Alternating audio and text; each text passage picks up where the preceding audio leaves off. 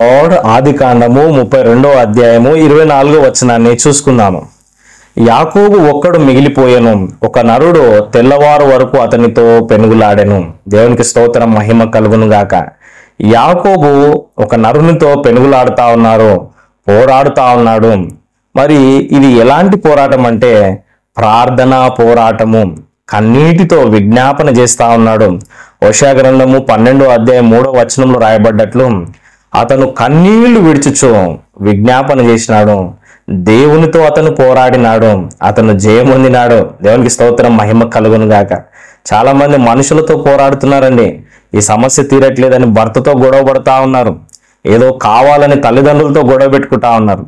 నీవు పోరాడాల్సింది దేవునితో. ఎలాంటి పోరాటం? విశ్వాస పోరాటం, కన్నీటి పోరాటం, ప్రార్థన పోరాటం, విజ్ఞాపనతో దేవుని మొరపెట్టడం. ఇది పోరాటం అంటే. హల్లెలూయా, దేవునికి స్తోత్రం. యాకోబు ఒక్కడుగా మిగిలిపోయినాడు.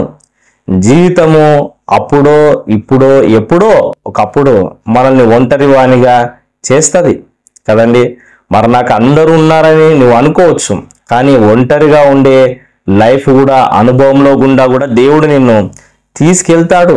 అది అనారోగ్యమా, అప్పులా, ఇబ్బందులా, ఫ్యామిలీ ప్రాబ్లంలా, ఇంకేమన్నా గొడవలా తెలియదు. కానీ ఈ జీవితంలో మనం ఒకసారి ఈ లోయ గుండా వెళ్ళే అవకాశం ఉంది. ఒంటరితనంలో నీవు దేవునితో మాట్లాడే అనుభవం కలిగి ఉండాలి. మేబీ ఈ వాక్యం వింటున్న నీవు కూడా ఒంటరితనంలో ఉన్నావేమో, బంధువులు మిత్రులు అందరు విడిచిపెట్టినారేమో, మరి నా అనుకున్న వాళ్ళే దూరం అయిపోయినారేమో.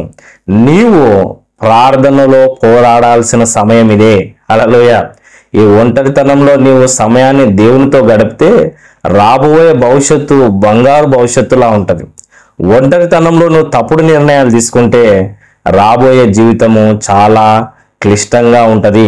యాకోబు ఒంటరిగా మిగిలిపోయినాడు. ఏమైంది పరిస్థితి అంటే, ఆయన తన అన్నను మోసం చేసినాడు జ్యేష్ఠత్వం కోసము, తన తండ్రిని మోసం చేసినాడు ఆశీర్వాదం కోసము. అన్నేమన్నా చంపేస్తాడేమో, గొడవ పెట్టుకుంటాడేమో అని తండ్రి ఇంటి నుంచి పారిపోయి లాబాను దగ్గరికి వెళ్ళినాడు. అక్కడ లాబాను యాకోబు కంటే పెద్ద మోసగాడు.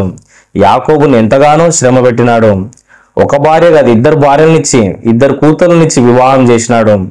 మరి 2 భార్యలు కలిగిన యాకోబుకు మరి దాసీలు ఆ విధంగా ఉండి 12 మంది పిల్లలు కలిగినారు. మరి ఫ్యామిలీ ప్రాబ్లమ్స్ ఒక దిక్కు, డబ్బులు లేక కష్టాల పాలై ప్రార్థన చేయడం ద్వారా దేవుడు కొంచెం దీవిస్తే ఆ ఆశీర్వాదము ఐశ్వర్యాన్ని పట్టుకొని మళ్ళీ 20 years తర్వాత తన తండ్రి ఇంటికి బయలుదేరి వెళ్తా ఉన్నాడు. దేవుని మాట చొప్పునే వెళ్తా ఉన్నాడు.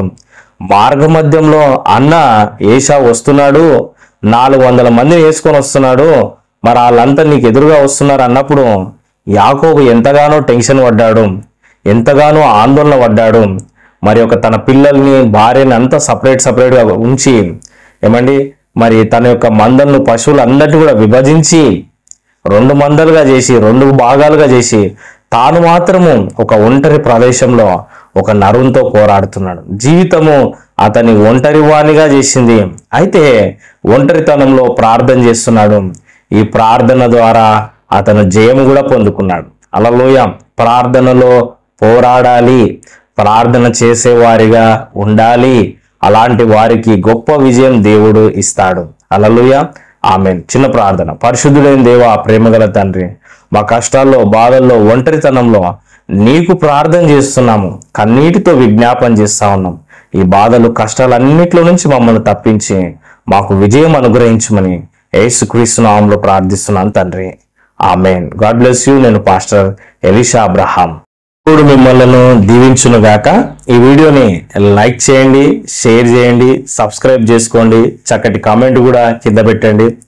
మీరు సబ్స్క్రైబ్ చేసుకుంటే ప్రతిరోజు ఈ యొక్క వాగ్దానము వీడియో మీకు వస్తూ ఉంటుంది. ప్రతిరోజు వచ్చే వీడియోని మీరు చూడండి.